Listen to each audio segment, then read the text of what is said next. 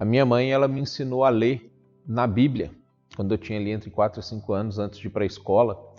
E desde cedo eu aprendi a gostar de ler a Bíblia e me interessar pelas histórias bíblicas. E eu lembro que, como criança, eu preferia muito mais as histórias do Antigo Testamento do que do Novo Testamento, por causa das guerras, as batalhas, as coisas que aconteciam ali. E eu via que a figura do profeta era o sujeito que se aproximava mais de Deus e que falava a palavra de Deus para as pessoas. Então, já com 8 anos de idade, eu dizia que quando eu crescesse eu ia ser profeta. Eu ainda não entendia como que a igreja funcionava, o que era o pastor, o que eram os nomes que se davam modernamente para a pessoa que falava a respeito de Deus para as outras pessoas. Mas esse conceito de falar sobre Deus para as outras pessoas vem comigo desde os 8 anos de idade aproximadamente. Também desde criança, os meus pais ofereciam a casa para a igreja poder hospedar as pessoas importantes que iriam estar na igreja ou queriam falar, missionários de fora, pastores que vinham de outras igrejas. E eu cresci na 8ª Igreja Presbiteriana de Belo Horizonte, e era uma igreja de referência ali na cidade. Então, muita gente realmente interessada em fazer o reino de Deus expandir frequentava a minha casa para poder pregar na igreja, e os próprios pastores da 8ª Presbiteriana acabavam frequentando a minha casa para poder tomar café, almoçar, jantar com eles que estavam hospedados lá em casa. E esse ambiente de ver esses pastores, esses missionários, essas pessoas que no Brasil e fora do Brasil dedicavam a vida deles para poder expandir o reino de Deus, pregar para outras pessoas, falar do amor de Jesus para outras pessoas, isso sempre me contagiou muito e era algo que realmente me empolgava. Os meus heróis eram essas pessoas, e pessoas que me inspiravam e que faziam com que eu quisesse direcionar a minha vida para poder ter aquilo que eles estavam experimentando quando eu chegasse nessa fase da vida deles. Ficava muito curioso para saber não só da vida deles em si, mas também da visão teológica deles. Então, todas as minhas perguntas eu sempre trazia para eles na mesa, enquanto eles estavam comendo ou conversando de algumas outras coisas, e eu tinha essa ideia de que pastor gostava de falar de Bíblia, gostava de discutir Bíblia, debater Bíblia. Eu acabava trazendo as minhas perguntas, as minhas dúvidas sobre predestinação, livre-arbítrio, como é que funcionava essa questão da salvação, tentava entender como que Deus agia no Antigo Testamento, no Novo Testamento. Então, o tempo inteiro eu estava respirando esse tipo de coisa, ao mesmo tempo que eu tinha um tio não cristão, mas muito inteligente, que me presenteou, quando eu tinha uns 12 anos de idade, com uma enciclopédia de 8 volumes da história, 5 volumes da história do mundo, 3 volumes da história do Brasil, e que uma vez por semana ele ia lá em casa e almoçava, e depois ficava a tarde inteira me tomando aquelas informações. Então, o tempo inteiro eu estava sendo estimulado a aprofundar a minha visão, a minha percepção da história do mundo, da história da Bíblia e de como que Deus, ele de certa forma estava relacionando essas duas coisas. Então o meu crescimento se deu num ambiente como esse. Quando eu tinha 14 anos, eu já tinha lido a Bíblia algumas vezes, e uma das ideias fixas que eu tinha é que eu precisava aprender os idiomas originais para então poder ler a Bíblia no hebraico e no grego. Seria para mim o próximo passo óbvio, já que eu já lia e estudava muito a Bíblia em português. Eu encontrei um curso de hebraico na cidade de Belo Horizonte, e eu lembro que eu fui para participar do curso de hebraico, participei de algumas aulas, participei de alguns estudos bíblicos que eles tinham relacionado com o curso de hebraico, e um dia o diretor desse curso de hebraico, que também era diretor do seminário de teologia, ele me perguntou por que ao invés de eu fazer o curso de hebraico, eu não fazia o curso de teologia que tinha o hebraico também.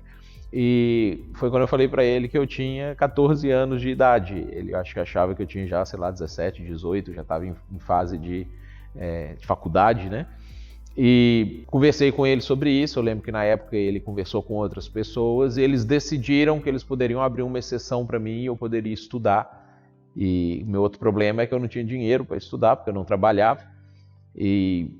Deus abençoou e eu ganhei uma bolsa de estudos para poder então fazer o curso sem custo nenhum. E com 15 anos eu matriculei no curso de teologia. Era um curso de teologia filiado ao Messianic Jewish Bible Institute, que é um instituto bíblico judaico-messiânico dos Estados Unidos.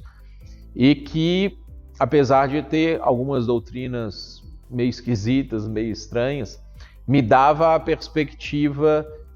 da leitura bíblica contextualizada, vinculada com o Talmud, vinculada com a Mishnah, vinculada com a tradição judaica, com a perspectiva que os judeus tinham da Bíblia. E isso fez com que eu pudesse até então aliar a minha tradição de leitura bíblica reformada, presbiteriana, do mundo grego ocidental, com uma outra perspectiva de uma leitura bíblica a partir dos judeus e a partir da tradição histórica do povo de Israel e do povo judeu pós-Israel também, na diáspora. E isso me auxiliou muito nessa percepção de que, às vezes, a palavra estava contida ali na Bíblia, você tinha um termo na Bíblia, e se eu traduzisse aquele termo ou interpretasse aquele termo a partir da perspectiva ocidental, ele tinha um significado, mas se eu interpretasse aquele termo a partir da perspectiva do Oriente Médio, ele teria outro significado. E isso acabou fazendo com que eu conseguisse perceber que talvez existiam mais do que 2 ou 3 tradições de interpretação bíblica, e isso me levou a algumas respostas de conflitos que eu tinha, porque eu lia a Bíblia e a Bíblia falava que Deus, por exemplo, predestinava pessoas, que Ele elegia pessoas para a salvação, ao mesmo tempo que a Bíblia falava em outras passagens que existia livre-arbítrio e que pessoas perdiam a sua salvação. E a minha tendência, como é a tendência da maioria das pessoas, era me filiar a uma dessas correntes e acabar tentando distorcer os outros versículos bíblicos da outra corrente e responder sempre apenas com os meus versículos bíblicos da corrente que eu tinha me filiado. Quando eu percebi que a Bíblia ela podia, na verdade, ser lida a partir de outra percepção que não as percepções tradicionais e as correntes ocidentais predominantes da Reforma Protestante para cá, eu vi que eu não precisava distorcer textos bíblicos para poder defender uma posição ou defender outra posição, uma vez que a Bíblia é um livro único e você não tem contradição, você não tem a Bíblia dizendo uma coisa diferente em um lugar do que ela está dizendo em outro. E isso me auxiliou muito a entender como que a nossa interpretação ocidental ela ficou viciada pelas percepções religiosas que nós no Ocidente tivemos antes de ter contato com o cristianismo. O cristianismo ele acaba assimilando outras percepções religiosas e filosóficas que acabam forçando a gente a interpretar a Bíblia de uma maneira viciada muitas vezes. Então, isso me ajudou muito a conseguir voltar para a leitura bíblica, que eu já tinha feito diversas vezes, e aí aprendendo o hebraico, aprendendo o grego e também entendendo o que os escritores originais atribuíam de significado para aquelas palavras, me ajudou a, nessa releitura, perceber muitas coisas que até então eu lia e passava batido. E elas estavam escritas lá, elas estão escritas lá em português, mas eu lia e por causa da mente viciada, dos filmes que eu tinha assistido, das pregações que eu já tinha ouvido sobre aquilo, eu só conseguia enxergar de uma certa forma que às vezes acabava entrando em contradição com outras passagens. Eu formei no curso de teologia muito novo, já que eu tinha começado a fazer o curso muito novo. Eu fiz o curso de teologia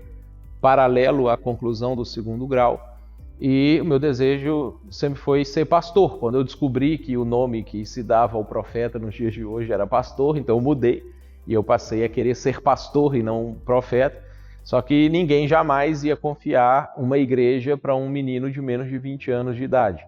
Nessa época, eu comecei a dar aula no seminário congregacional, lá em Belo Horizonte, e como eu tinha que fazer alguma outra coisa na vida, eu fui fazer direito, para a alegria do meu pai. E nesse tempo eu dava aula no seminário à noite, estudava de manhã, fazia estágio de tarde no escritório de advocacia, e logo que eu formei no curso de Direito, eu fiz uma pós-graduação na área da psicologia cristã, porque eu entendi, embora eu fui me matricular em teologia sistemática, chegando para poder fazer a matrícula e pegando o folder dos outros cursos que existiam lá, eu pensei assim, não, teologia sistemática, eu consigo pegar um livro, ler e aprender sozinho, mas para pastorear eu acho que a psicologia cristã ela vai me dar mais ferramentas para eu poder sentar com as pessoas, aconselhar as pessoas, ajudar as pessoas nos seus problemas. Então, mesmo a minha paixão sendo teologia, a minha vocação pastoral falou um pouco mais alto e eu ingressei na pós-graduação de psicologia cristã. Bom, com 22 anos, eu formei no curso de Direito e comecei a trabalhar no escritório que eu até então tinha estagiado. E aos 22 anos já tinha gente doida o suficiente para me fazer pastor, pelo menos auxiliar. Então eu fui licenciado como pastor pela Igreja Betânia, mas ainda como pastor auxiliar, trabalhava junto com outro pastor na igreja, lá em Belo Horizonte. E ao mesmo tempo estava advogando, mas eu não via a hora de poder colocar em prática tudo aquilo que eu tinha aprendido e que eu desejava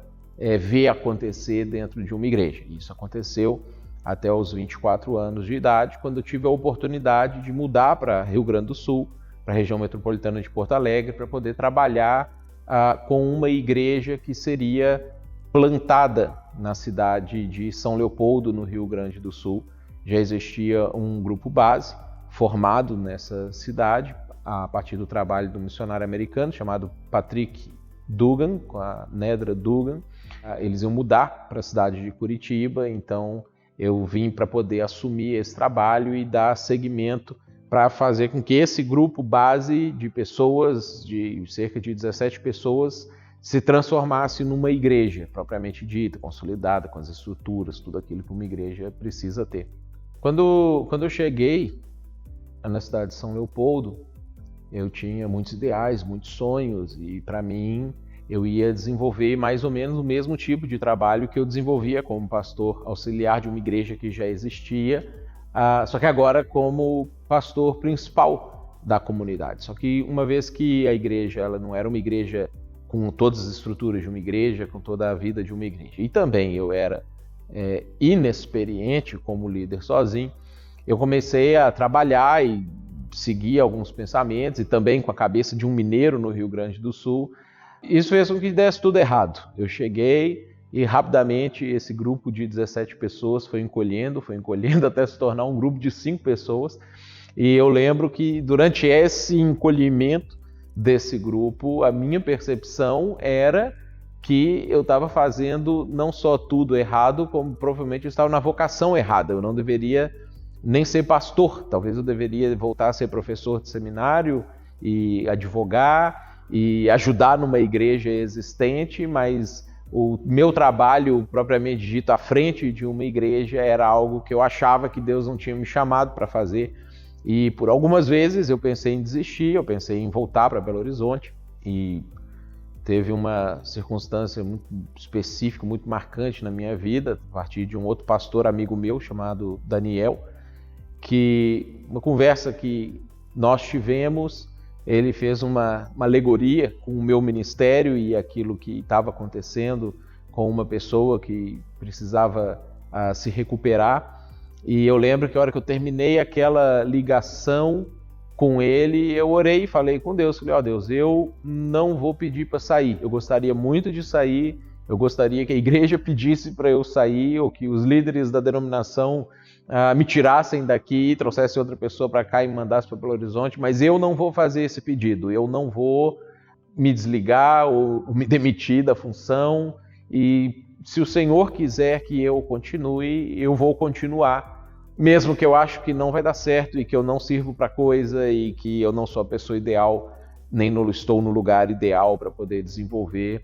aquilo que eu achava que era para desenvolver. Eu vivia um conflito dentro de mim porque eu entendia muito de teologia, eu conhecia muito a Bíblia, sabia responder praticamente qualquer pergunta que as pessoas me fizessem, conseguia dar boas aulas, mas isso não se traduzia em eficácia no desenvolvimento da igreja, isso não se traduzia em eficácia no desenvolvimento, na criação de estruturas para que a igreja pudesse não só se estabelecer, como ela também passar a crescer. Eu lembro que pessoas que eu conhecia e se aproximavam de mim com problemas, eu conseguia aconselhar, eu conseguia acompanhar essas pessoas,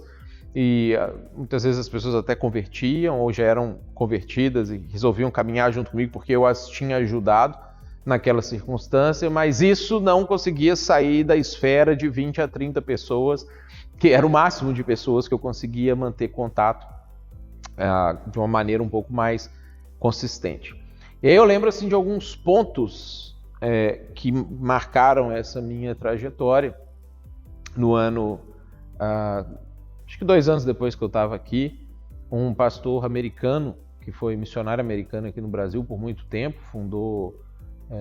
um dos seminários Betânia, foi ele que criou e desenvolveu. Depois ele fundou um ministério chamado Servos de Cristo, pastor Larry Darby, Larry, mas o pessoal chama ele de Larry aqui no Brasil. Ele esteve aqui e ele pregou para a igreja de 18 pessoas que tinha na época, e depois ele foi para casa e ele falou algumas coisas comigo a respeito de treinamento de líderes, treinamento de pessoas, sobre a possibilidade até de, quem sabe, eu abrir um seminário aqui na cidade de São Leopoldo, coisa que na época era meio surreal, porque eu tinha só eu e a minha esposa de formados em teologia na igreja que poderiam fazer isso. Mas a ideia ela ficou muito fixa na minha mente, e aí 2 anos depois dessa conversa que eu tive com ele, eu trouxe o Bruno e a Ariana, e mais um outro casal, a Ari e a Kelly, e também 2 outras missionárias, a Nice e a Daniele Guedes, para poder compor uma equipe de professores e de pessoas que poderiam dar início ao seminário. Então, nessa época, a igreja mesmo tinha em torno ali de 25 pessoas, 30 pessoas no máximo, mas nós conseguimos alugar um espaço no centro da cidade, fizemos uma propaganda e, juntamente com esse pessoal que chegou para trabalhar junto comigo, a gente montou uma equipe de professores e começamos a treinar líderes efetivamente, não só um treinamento básico na igreja, mas um treinamento um pouco mais aprofundado, podendo explicar questões teológicas, questões de liderança, matérias que lidavam com a formação do caráter e manutenção do caráter cristão, da espiritualidade cristã. E isso fez com que as pessoas que já estavam na igreja e outras que estavam desigrejadas ou não se encontravam ministerialmente, vindo, estudaram, aprenderam, se entenderam vocacionadas por Deus em algumas áreas e começaram a trabalhar na igreja e começaram a efetivamente alcançar outras pessoas. E aí, bem no meio desse momento, quando a gente estava nessa fase de desenvolvimento de novas lideranças, eu trouxe um professor de Curitiba para poder dar aulas sobre plantação e revitalização de igreja no seminário nosso, já que a gente não tinha professor dessa matéria e eu pessoalmente era uma negação nessa área. E esse professor, que é o Pezzini, ele se tornou não só um dos nossos professores, mas se tornou um mentor pessoal e um grande amigo meu. E eu lembro que um dia eu sentei com ele, é uma pessoa que já tinha plantado 2 igrejas no Brasil, uma igreja nos Estados Unidos, tinha feito o doutorado dele em plantação de igrejas nos Estados Unidos, voltou para cá, para o Brasil, com quase 60 anos de idade, para ser missionário americano no Brasil, para ajudar pastores brasileiros e igrejas brasileiras a se desenvolver. E eu lembro que eu sentei com ele e eu falei com ele assim, olha, tá aqui as coisas que eu estou fazendo, né? Ser sincero comigo e me fale o que eu estou fazendo de errado. Quem conhece o Pezzini sabe que ser sincero para ele não é difícil. Ele olhou para aquilo que eu estava fazendo e falou assim, praticamente tudo que você está fazendo está errado. E ele, com a franqueza dele, ele foi me apontando e me mostrando todas as coisas que eu estava fazendo de errado, porque que, apesar de estar me esforçando o máximo e com todo o conhecimento que eu tinha, por que eu não conseguia fazer com que a igreja criasse estruturas e tivesse bases para poder se desenvolver. Foi nesse tempo também que ele me apresentou o livro Comunicação que Transforma, do Andy Stanley, que mudou a minha homilética. Até então eu era um pregador de sermões expositivos de 3 pontos tradicionais, porque acreditava que esse era o único sermão bíblico que existia, apesar de que ninguém na Bíblia pregava expositivamente, mas fazia parte daqueles meus preconceitos. E eu lembro que eu reformulei a minha homilética, a minha maneira de comunicar com as pessoas. Não foi fácil, eu era cheio de vícios no começo, mas eu fui reformulando aquilo ali, aplicamos isso no seminário e comecei a aplicar alguns outros princípios também daquilo que o Pezzini tinha me orientado e me ensinado na igreja, e de repente as coisas começaram a funcionar um pouco melhor. E você já começava a perceber alguns frutos diferentes daqueles que vinham acontecendo até então. Nesse período,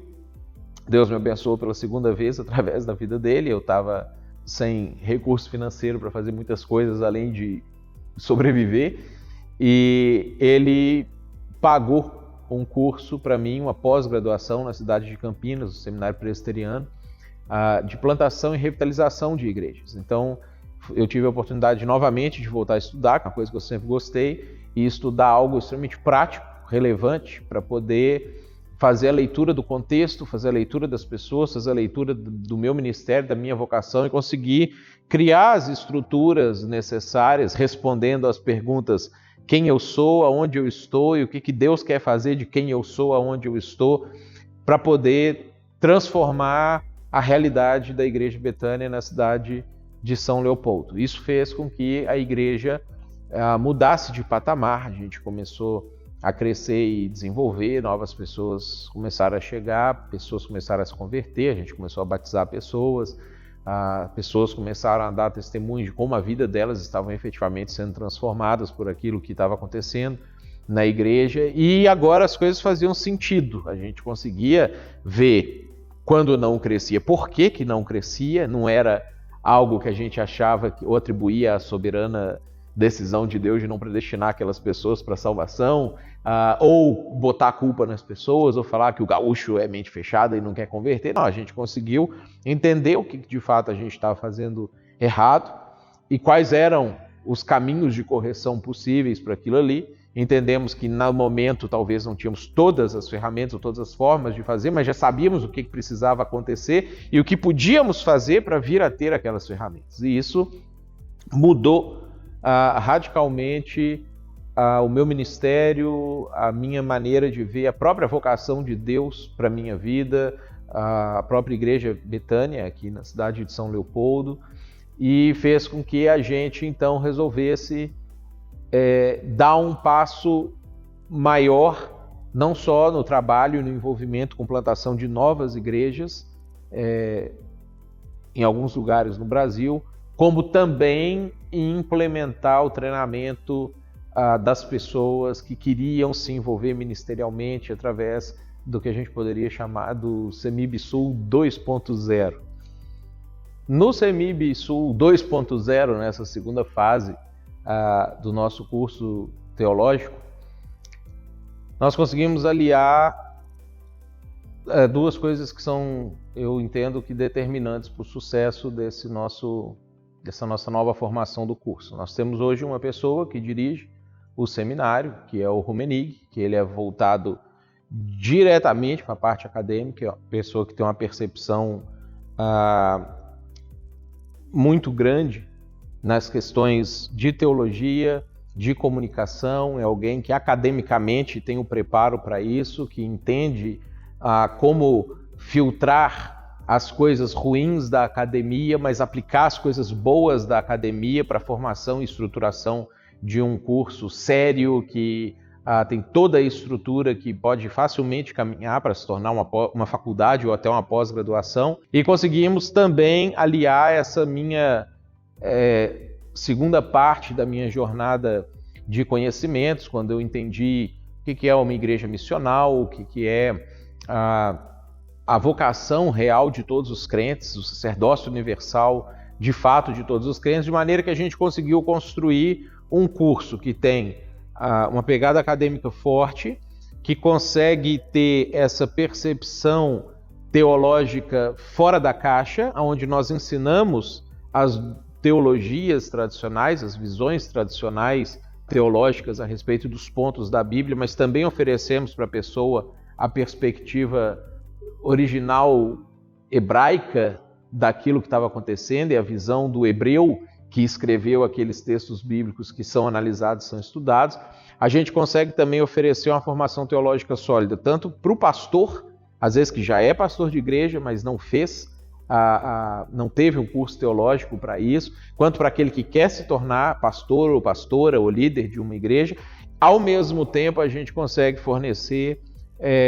um ensino sólido para o cristão que deseja ser sacerdote, mesmo que ele vá manter a sua profissão, vai manter a sua vocação secular, se a gente pudesse usar esse termo, entendendo o que é o papel dele na igreja. Essa pergunta, quem eu sou, aonde eu estou, e o que Deus quer fazer de quem eu sou, aonde eu estou, ela deve ser respondida não só por aquele que quer ser pastor, mas por todo o cristão, já que na perspectiva da igreja missional, nós entendemos que todos os cristãos são missionários. Alguns serão missionários com uma função